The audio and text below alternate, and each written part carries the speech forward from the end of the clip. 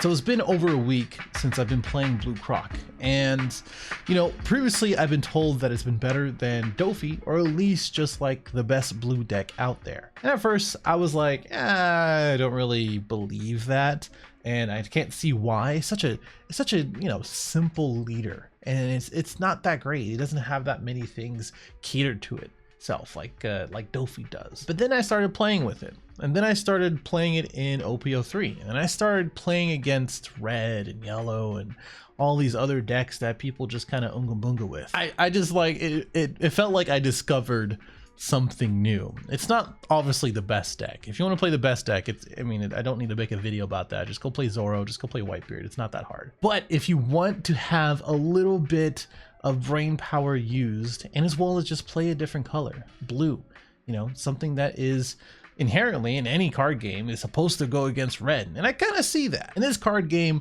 there are some very annoying cards to deal with. There are both Marcos, the 4 and the 5. We have the 4 drops in yellow that play itself, and then also Pero. But then we also have Law and green with the 5-drop Law. Any of the laws really, it really just gets out of hand. What Blue Croc does, along with the new OPO3 event card 3000 Swords, it basically says you can get rid of 2 of those and gain advantage throughout the game to win. And that's pretty much where I came across this deck, and as well as this build, where I am trying to do that throughout the game, and as well as just making sure I can use the secret tech. And that card is the 6-drop Blue Law from the tournament pack, I do believe. I think this is the last tournament pack? Pretty sure. It's been around for a while.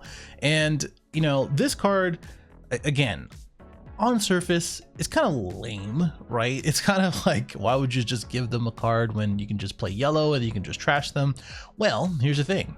The thing about Croc is that you return things back to hand a lot of the time. And I mean, in blue, obviously, but just the leader itself. And this sort of enables with that. You basically return things back into their hand, whether they like it or not, and then you play this to make them take a life, and then you swing with either your skillless, your leader, whatever it may be, so that way you basically either make them take more life, or they have to waste their cards in the hands. And then the following turn, this is a very hard to get rid of 6, 7. Those are very important numbers. 6, because I think the only thing that really kind of gets rid of it is like a Mihawk or a Sakazuki, things of that nature. Something that really takes a lot out of them to get rid of it. And in turn, you follow up with a Mihawk, or you follow up with something else, you can get rid of it. Also, if it really means to trade them a life to get rid of this, I'm all about it. The 7 cost really means that red has to commit something, or ace has to waste a bunch of Dawn to get rid of it, or at least 2 different cards at the end of the day, or green has to tap it down and then try to get rid of it. It is just very difficult in general, which is why I like the card. Now, it should be obvious that in this deck we have the staples between. I do want to preface that I don't really think this is like the almighty Equalizer, but the reason why I put that in the title is because, like, in a best of 1 format, a lot of people just don't expect things like that. It's interesting to see like a yellow player put something into their life, or like a big mom putting something into their life and then making them take that immediately after, or Katakuri. Or if you think that you might run into something like a jet pistol or something else like that against red, then it's good to go. Whitebeard has more cards than they can even fathom. Most of them like to keep at their own pace to take life, so this accelerating that and putting a body on board that actually can compete with this leader is pretty good. Now, before we get into the gameplay, I want to talk about the deck real quick. And again, we have a lot of cool staples, right? We have a lot of cool things that were normalized here in blue decks at this point. But again, this really focuses on using 3000 Swords to get rid of the annoying things, and as well as using the leader effect to immediately get rid of another thing afterwards. And this is usually done later into the game. And while I show that into the gameplay, hopefully you can kind of understand where that flow is going. I will say also, preface, because I know there's another comment in another video that I did where it didn't really match up as far as deck lists in the gameplay. It's probably because I am updating this pretty frequently. Like there's changes here and there, just little 1 to 2 card changes. This specific deck list removed the 6/8 that I was trying to use because there's just too many vanillas in here. You know, there's things that just you need to make actions for, and that 6/8 was really for Whitebeard late into the game. But I think the Pacifistas and the Virgos can kind of get there anyway. You put it down underneath the Virgo, you're good to go, especially if you're on curve to play on 5. Speaking of, again, you know, what you usually want to do is probably go first. You know, Don Flamingo for the 3-drop gets you whatever you need to do, or whatever you need to get, I should say, for the top 5 and kind of plan out your turns. Virgo on 5 is really good right after. You just kind of defend before that. And then you can either play Sentomaru or the 6-drop Trafalgar Law, because you kind of want those out of your hand. You don't want the laws in hand, just like the Mihawks. Kaya kind of helps with that, along with Sogeking. The reason why you do that is because you don't really have too many turn 1 plays. You have the Law, you have Kaya. You can play Kaya, and then if she survives throughout the game, or just in general, you can use Sogeking to return it back to hand, draw 2, and then pitch the other 2 cards that you don't need. That's kind of the concept for that. I think those are kind of flex spots. So if you want something else for the 2 cost or 2k counter spot, along with maybe something in the later end, because that's kind of what you need in this deck. It's kind of what you need in blue that I've discovered. You want like later game stuff. You just have to defend before that with your blockers and with your hand size. Boa is cool. You know, it's weird because Boa is cool in the way that I can get it back with Gecko Moria, and I can always have a blocker. Same thing with Law.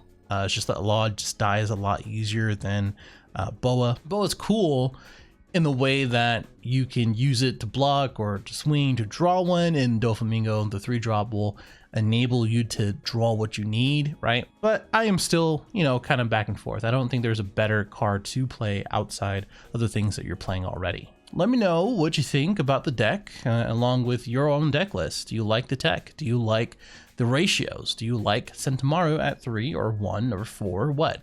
But let's get into the gameplay instead. All right, first up is against Big Mom, and I went ahead and went first. I think you can go first or second, you know, in this deck. I like going first because most of the time you just want to play a law blocker. Since you only play a couple of them, and you're probably not going to be able to see it. But here, I'm just going to play on my curve, where it is going to be swinging 5. And then right after that, it's going to be either Sentomaru or Doflamingo. I already have my 6-drop Law. I may as well just end up using that one. I think the Sogeking's really not that useful in this matchup per se.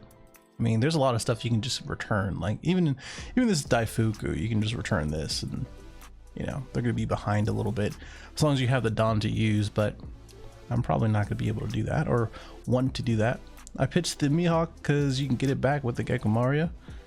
I was thinking about countering out of this, but I was like, nah. We play another Sentomaru.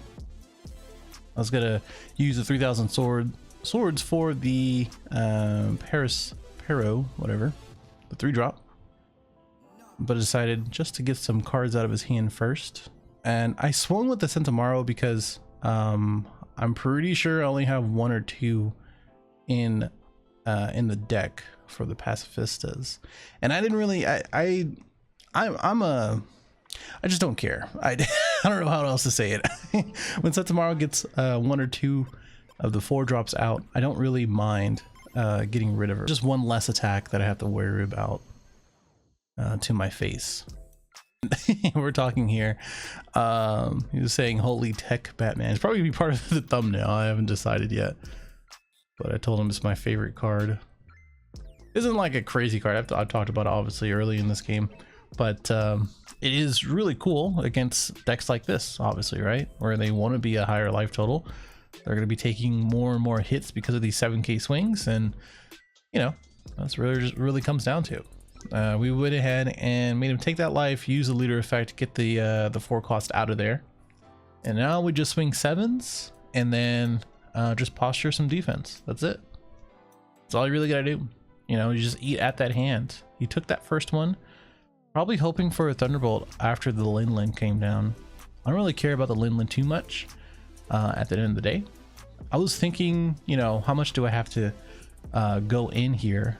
But I don't think he drew anything from his life. So yeah, pretty easy one, to be honest. You know, it was pretty straightforward. He tried to play 3 and 4 drops, including his skillless cards, and then try to go into his Lin. I think, you know, when it comes down to for yellow, you do want to be at a higher life total.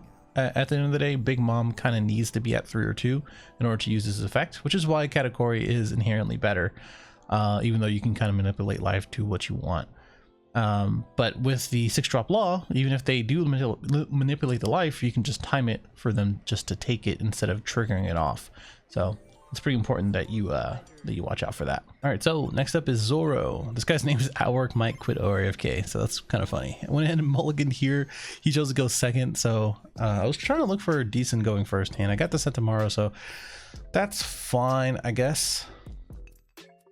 We're probably going to play it here on 3, and you know, I think the worst matchup for, at least the most difficult outside of green is kind of annoying, like Kuru, which is like the most random rogue deck that you can run into in tournament if you ever do take Croc into tournament, and only have 2 of these boys here. This is part of the on curve that I like to go, because you have 5, you spend 3 for Sentomaru, and then you swing 7 after.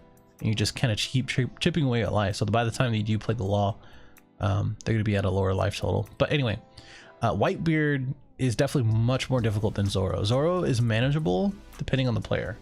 Definitely manageable, because, you know, at the end of the day, you really just want to make sure that you have enough bodies to answer their bodies. This guy knows what he's doing because he is not swinging, right? I think that's really what it comes down to. I made him take a life here. I think that was really dangerous, actually. Now that I look at it, I think I was probably better off. I don't know. I mean, playing the boa, that only prevents 1 swing. And most of these swings are going to be 6 to 7. So I don't know. I think making him take a life and having his 7k bodies is probably better, because more often than not, I'm not swinging with the boa. Although I can, because I can just get another card in hand. But neither here nor there. This guy's going in. I think this is the variant where it is just swing Unga Bunga. I am at one card in hand, which is just wow. At least I can start swinging with the Sentomaru. I'm just thinking of what I want to swing with and how much Dawn I want to use. Because he is at what am I saying? At 1. I do want to swing at these guys. I think he thinks he's safe. And I was trying to figure out like what is the best value here. 2 Makinos. It's pretty annoying. But I'm at 3 life, so you know, at the end of the day, he really has to do enough damage in order to get that in. And he's just gonna keep swinging here. And I thankfully went ahead and prevented most of these swings. He gets to take one of these guys out, which is fine. And he eventually concedes. I think that's really what it comes down to. Have enough bodies to take the game and then defend accordingly. You played enough like 0-1s and a bunch of 2Ks at the end of the day. So I think it is, like I said, definitely manageable. And depending on how the Zoro player plays, you know, if you go against a really good Zoro player, you're gonna have a really bad time. So you just have to play this matchup over and over again to find out how to defend correctly. All right, here's another yellow deck. I chose to go first, which is cool. I think that's better against this deck anyway. I did open Sentomaru, which I'm getting lucky with these. I gotta make sure I post one that you know, doesn't open with Sentomaru. But Katakuri being the better yellow and probably more popular yellow leader. This is more of a shout out to my boy Cam. So if he's watching this, I remember him posting in our group chat that like Croc has a bad yellow matchup, but I'm like, I don't know, man. I don't ever really have too much of a hard time. I think I have a hard time when they high roll the fuck out of you. Like when they roll 7 drop, 10 drop, 10 drop, 10 drop, it's sort of just like, okay, well, I don't know what to do. I think good yellow players also like just use their hand as a resource. I know that sounds dumb, but a lot of people use their life as a resource by taking it. But using your hand and just defending and making sure you stay above like 3 to 5 life, or 3 to 4 life, I should say, is probably the way to go with Katakuri. Because then when you end up in the place that you do play the 10 drop bombs, it's going to be in a place where your opponent just can't get around, which is why it's important as Croc that you do establish a really strong board. I did get lucky with that 3000 swords. I mean, I probably could have used it with this Daifuku, but bottom decking so he doesn't get a draw sounded better anyway. I tend to try to establish more blockers later, mid to late game against yellow, just simply because it's just one of the better things to do when you know that the only thing you can do is block after they take a lot of your life through their effects. I went ahead and used the boa here, which kind of feels bad, to be honest. Feels kind of bad. I almost wish that I didn't sacrifice her so I can keep one of these vanillas on board. He plays another Pero, which is like whatever, to be honest. I played another of these guys. I think I have enough, just enough for the law. So I think what I'm going to do is just keep swinging to these guys and ditch the 6 drop for now. I think I can swing 6, play the 6 cost, that's very annoying, and then minus so he doesn't get any swing or value from that Pero. So if he plays a 10 drop, that's fine, because I'm probably going to swing, which, you know, if he swung a raw 5 there, so that means he's got to play the 10 drop. It's just it's just how it is. So I could swing here 5, and then if he takes, then I can play the 6. If he doesn't, then I just use the Doflamingo, and then I just swing 7s after. And I think that's what's gonna happen here. I don't really need another law. I don't need a Mihawk. You know, I can take the boa and I can take the 2K.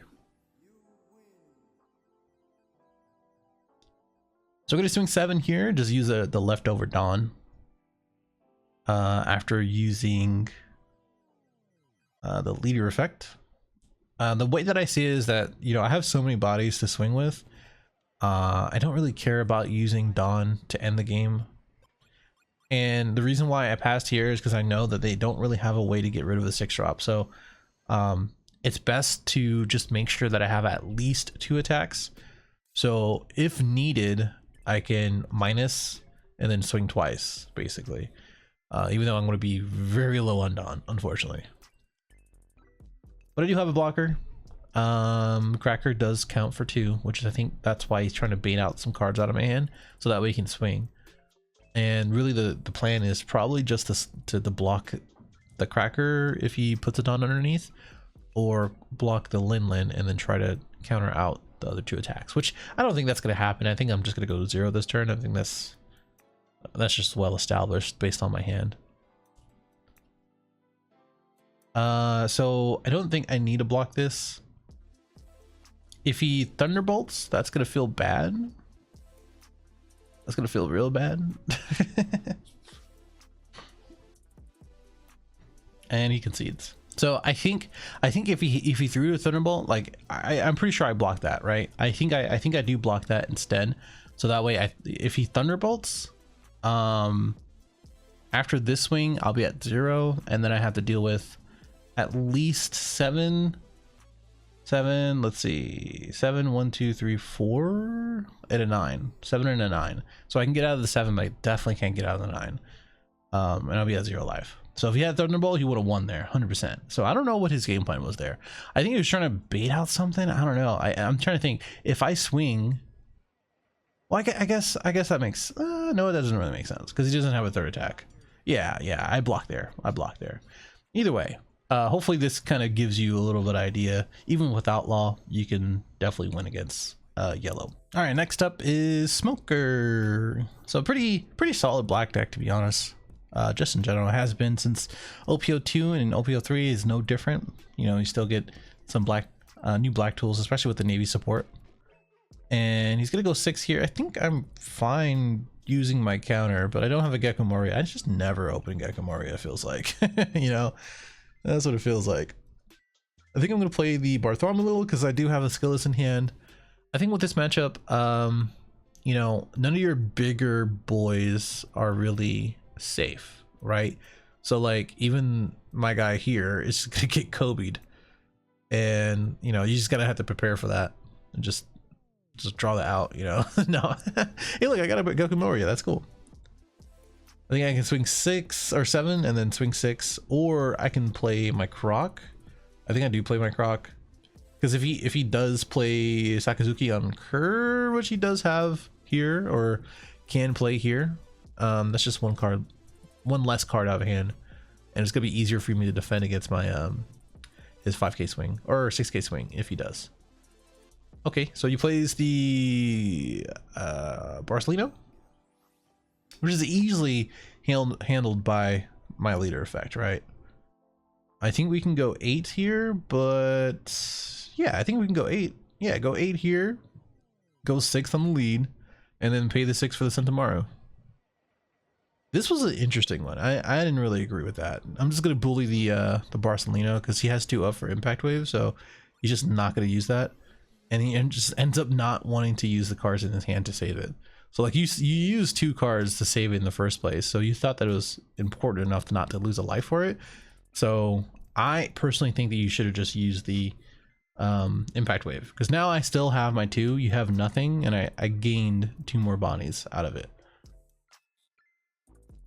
So I mean that's kind of the power of blue, or at least Croc in general, right? This engine, even with Dofi, like Dofi still generates a good amount of advantage as it is with its own archetype. I'm gonna start swinging 7s here. I think Centauro can get popped, but I didn't use the effect because I am pretty sure there's no more in deck. So I didn't want to take the chance. I just didn't remember if that was the case or not. That's terrible on me. So I'm gonna keep swinging 7s here. You have the blocker. Can't really do too much about that. I have an update apparently. I use the Gecko in order to get back my Mihawk. Just need some counter power in my hand. I played the blocker just simply because it's just safer that way, and Centauro is just gonna get tacked. I was really contemplating. I was like, do I want to minus 4 to get rid of this Kuzan? I think I should have, to be honest, because now Kuzan can choose any of my bigger skillless cards in order to get rid of him. But he chose my Gecko Moria, I guess, for the boost. Pretty sure it's for the boost. So now he can use the leader effect to go to 7 off this one, and then he can keep 3 up for something. I don't know what. So pretty annoying because now I have to play around Impact Wave, and I think Impact Wave basically says the Gecko is gonna die, or Pacifist is gonna die. Oh, I'm sorry. Wait, is that only 3 or less? I don't know. Maybe he just didn't choose a target. Either way, that's pretty much game. So yeah, I think it was just the defense that the Smoker player did that was wrong, right? I don't know if I would have done anything differently, to be honest. Maybe play the law. I don't know. I mean, it would have just got Sakazuki, so like I'd rather play the skillless because they're cheaper, and like the 5/7 just stayed alive for some reason. Like I think those are the 2 things. I think countering out too heavy on the Borsalino, and then popping my blocker instead of my skillless cards, because you can just swing for 7 and I'll probably block. So you know, it's just a lot easier to do that versus the value not to do that. All right, last one is going to be against Red Green Luffy. Definitely like one of those cult following, like Garp, you know. Like they're like, some people like swear by both of those leaders for some reason. And I think it was a good game overall, if I remember this one correctly. Definitely a lot of back and forth, and like I said, red's like doable. Whitebeard's the hardest matchup as far as that goes for Croc. But green has a lot of stuff that says no to your 4 costs. Says no to, you know, just you having any kind of defense, and just pops things in rest. Like if you get extract, or I forget the new one in OPO3 that pops too, You know, that type of thing. That is super, super, super annoying. What's also annoying is that I didn't have anything to play that last turn.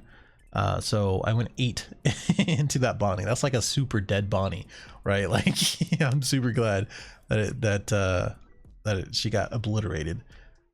I was trying to think of, do I even need Soka King? Soka King is like super specific, which is why, like I said, like I don't know if I want to take it out or not. I over counted here just simply because I was like, you know, I mean, I'm sure I'll get it back. Ironically, I just drew another one. I did find a good target for it, so I do have now a target for Soka King. And I need 7, so I'm just gonna pay the whole 7, return the Okiku, and then trash out something. I think I should have kept the Gecko, even if I don't know. I guess playing another skill is for free on block is a little good. I think playing the 6K or 6-8 is probably better too. I don't know. That's definitely a trade-off. Take the 1 damage here. We're gonna start swinging 7s because that's what we have to do with this 7K blocker on board. I think I put too much on, but I think at the end of the day it's probably fine because I can only go 6 anyway on my lead, which means you can get a free block. So I may as well just go 8 and then have him hit or not hit. Got the Sentomaro. This is fine. This is kind of difficult, right? Like this is where, you know, your Sentomaro can get tapped, your Law can get tapped. You can just start swinging at stuff for no reason, just like whittle down my hand, which I think that's what's going to happen here. Me having another attacker, which I can just put 1 Dawn underneath and swing at these 5Ks is pretty good. I have to draw a Mihawk for sure. I blocked that thinking that he was just not gonna swing with his blocker, but he did, which means he's gonna be a little. Never mind, he played a Bartholomew. Never mind. Never mind. Or Bartolomeo. Is that better? Is that worse? I don't know. I think he restood. Yeah, he restood Old Girl. Yeah, he restood Nami and then swung. I don't think that was really worth it, but that's fine. He has 2 up, which is a little scary. I don't think it's worth swinging at his face. He's just gonna keep swinging, or he's gonna just block here. I'm gonna be able to use my Dawn and then play out my 4-cost blocker. I don't remember why I went 6 there. Yeah, I don't remember why I did that. I'll be real with you guys. I think I should just went 2 7s. That would have been better. So my army of bears are coming down, which is going to be decentivizing him swinging with the 7-cost. And I'm playing just out my hand like that. That is the play style that I have going for this one. I went in and took it. Obviously he's playing red, so Zoro is live. I can take this ? Scary thing is that he has to pay 4 in order to restand. I can get out of this pretty easily. You can pay 4 to restand. I just block, which I'm taking a chance here, to be honest. Like he could, I mean, not really. I guess I am. Because at the end of the day, like he could have just tapped down my blocker, and then went from there. And he could have just restood my guy, right? Or the guy. Yeah, that was a little weird. So he has this blocker, but it's not going to do too much. I think he ends up just disconnecting. So I just go 9 here. And I think I just keep going 9s. Because it gets around the Radical Beam. And it also gets around the Luffy to get 2 cards out of hand. But he did roll me into a Pumpkinson. So that's annoying. And I think I take a chance here because 7's here. Because now, oh, okay, well, he disconnected, so I will never know. I was gonna say, if he had enough cards in hand, like if he had a Radical Beam, I think he was fine, right? Like I would swing 7, 8. He blocks one of them, and then the other is just Radical Beam. So that was definitely a game for me to lose. So that, I mean, it was a good game. It was just, you know, he just didn't go for it. So hopefully that gives a little bit of insight to playing Croc, or at least how I play it. And we got to use the tech a couple times here and there, and like honestly, just in general, it is a really fun card to play. So let me know what you think in the comments below. Subscribe if you are new, follow me on Twitch if you want to see gameplay live, and I'll see you in the next one.